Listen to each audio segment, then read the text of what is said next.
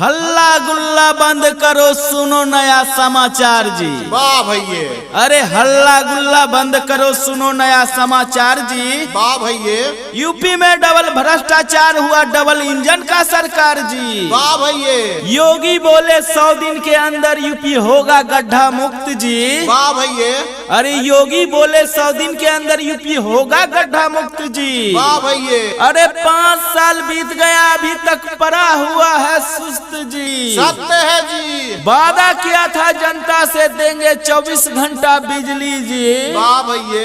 अरे वादा किए थे जनता से देंगे 24 घंटा बिजली जी। वाह भैये। अरे ऐसा वादा पूरा किए कि एक एक हफ्ता ना आता बिजली जी। वाह भैये। सरकार ने वादा किया था पिछले सरकार के काम को करवाएंगे जांच जी। वाह भैये। अरे सरकार ने वादा किया था कि पिछले सरकार के कामों को कराएंगे जांच जी। वाह भैये। अरे जांच का ढिंढोरा पीटा, लेकिन अभी तक नहीं हुआ है जांच जी। सत्य है जी। कानून व्यवस्था, किसान, छात्रों, बेरोजगार, हर मोर्चे पर सरकार है असफल जी। वाह भैये।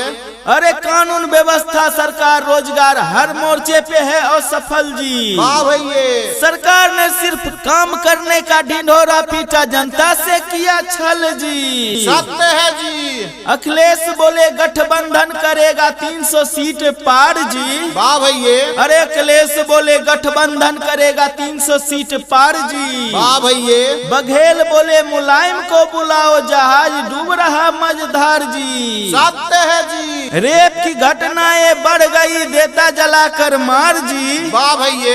अरे रेप की घटनाएं बढ़ गई, देता जलाकर मार जी। वाह भैये।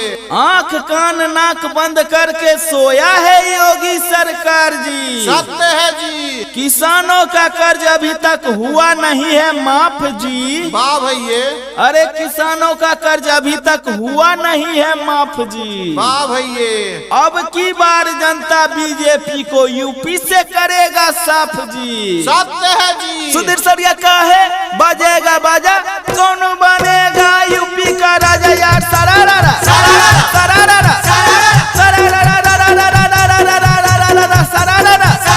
सरारा सरारा 5 साल बाद फिर आया चुनाव। 5 साल बाद फिर आया चुनाव, योगी माया अखिलेश लगाया है दाव यार। सरारा सरारा सरारा अभी तक खत्म नहीं हुआ घुसखोरी। अभी तक खत्म ना हुआ घुसखोरी, ये है योगी सरकार की कमजोरी यार। सरारा सरारा सरारा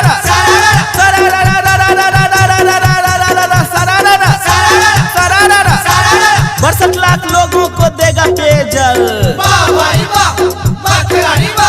62 लाख लोगों को देगा पेयजल, गंदा होगा पानी, टूटा होगा नाली यार। सरारा सरारा सरारा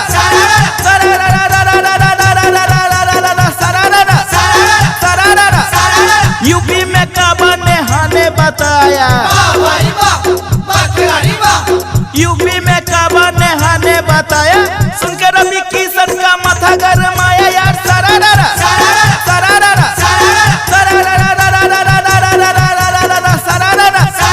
जनता से योगी लेने के लिए वोट।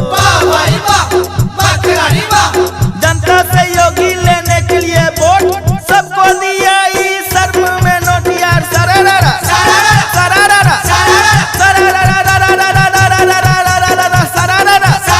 सरारा युवा को नहीं ये नौकरी दिलाया। युवा को नहीं ये नौकरी दिलाया, पढ़ा लिखा सबको घर में बैठाया यार। सरारा सरारा सरारा